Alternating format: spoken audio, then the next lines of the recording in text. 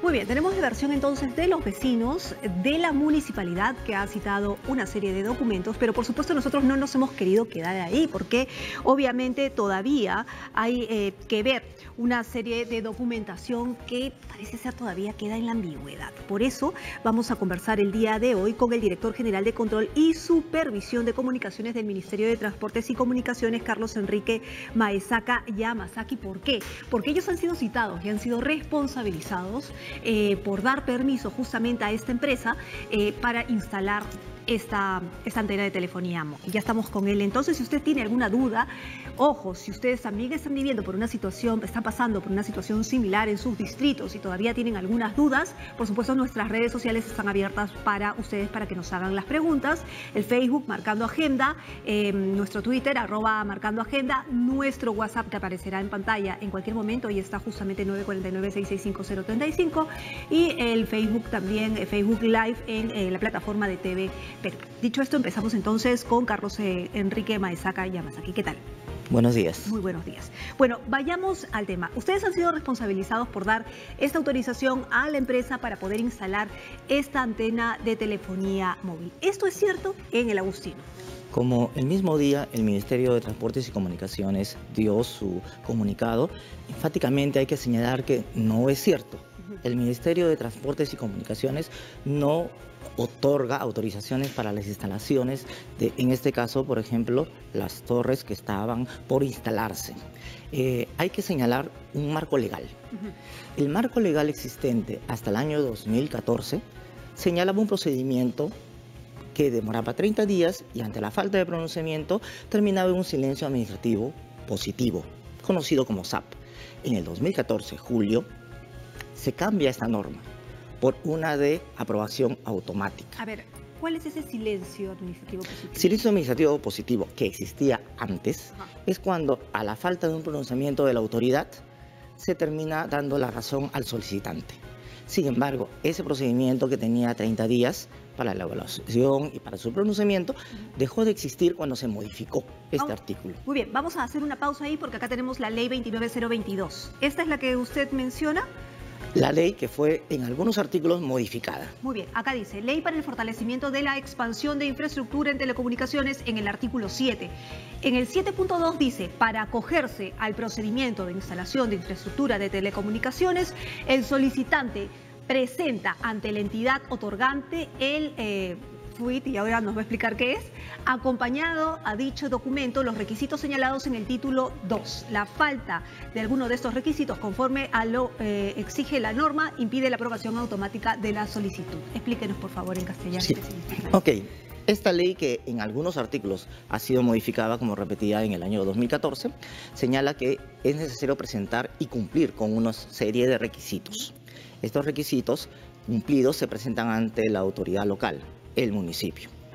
El artículo relevante no es tanto este, que sí se tiene que cumplir los ciertos requisitos, inclusive en la ley vigente, es que el procedimiento para decir estoy de acuerdo por la autoridad, en este caso el municipio, es de una aprobación automática. En su artículo 5, que es la parte en la que fue modificada, específicamente señala eso. Significa que el solicitante, cumpliendo, presentando todos los requisitos, en caso no le falte ninguno y que estén correctos, al momento de solicitarse ya se da a entender que está siendo aprobada.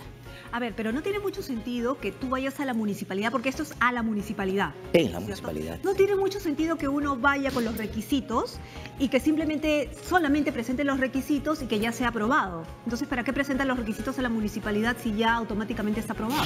Hay que cumplir los requisitos, ¿no? Podrían no cumplirse alguno de los requisitos o faltar algún documento, pero vuelvo a mencionar que esto fue en el ámbito de una ley dada por el Congreso anterior, no el vigente, en el que se trató de fortalecer la expansión.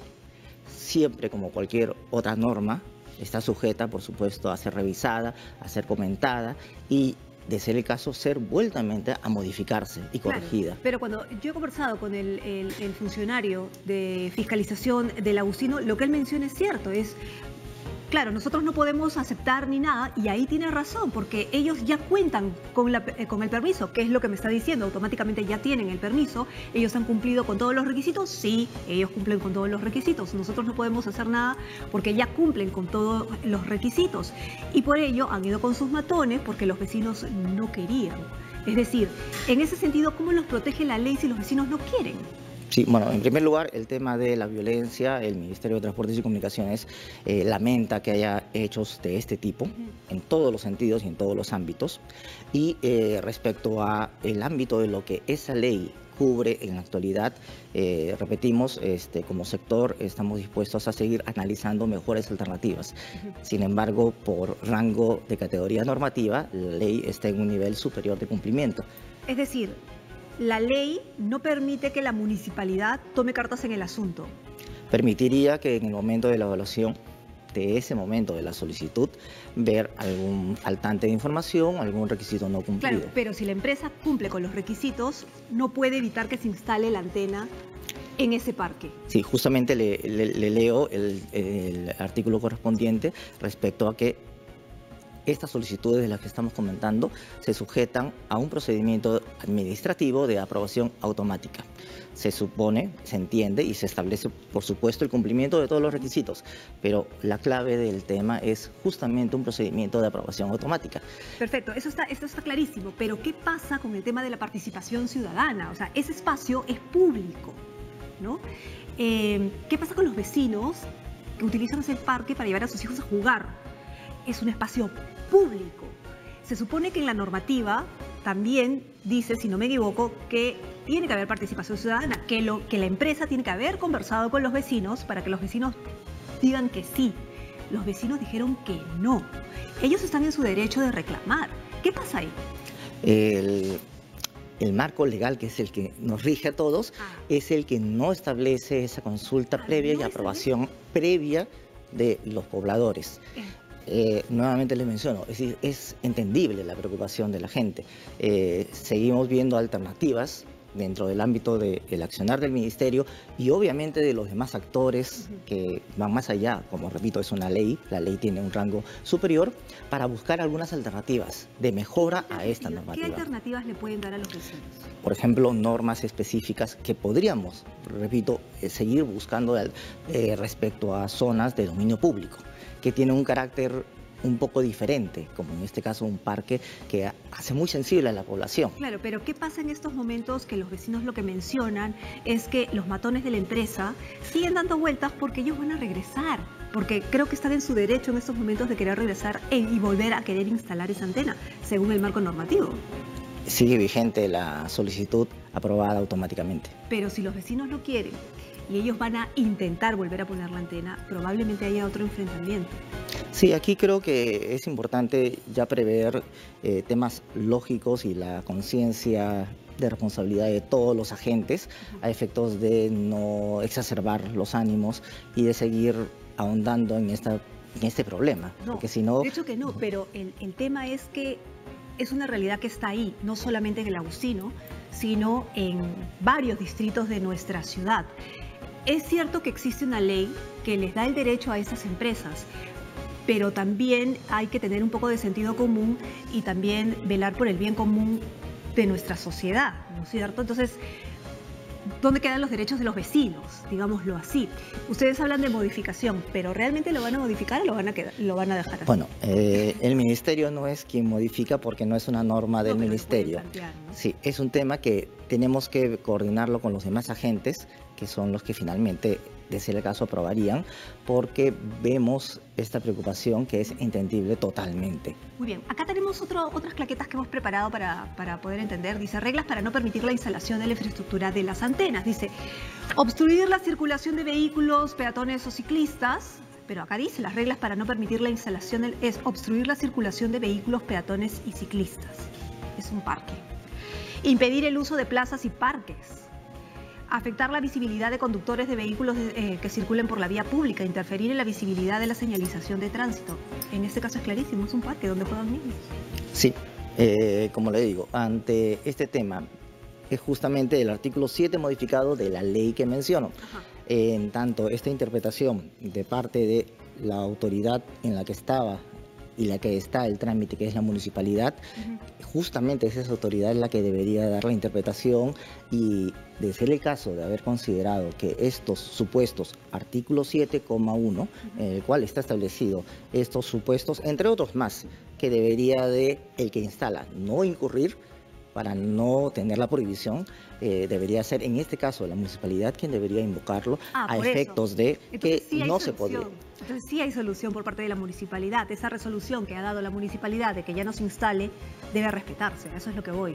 En tanto, como le digo, estos temas de las prohibiciones deberían estar determinadas, deberían estar comprobadas, y justamente invocándose a esto que la ley permite. Si la ley dice, artículo 7, reglas comunes para la instalación, y el 7.1 dice que es necesario que se tome en cuenta, entre otros, no obstruir, dejar el acceso, el paso, entre otras. Ajá.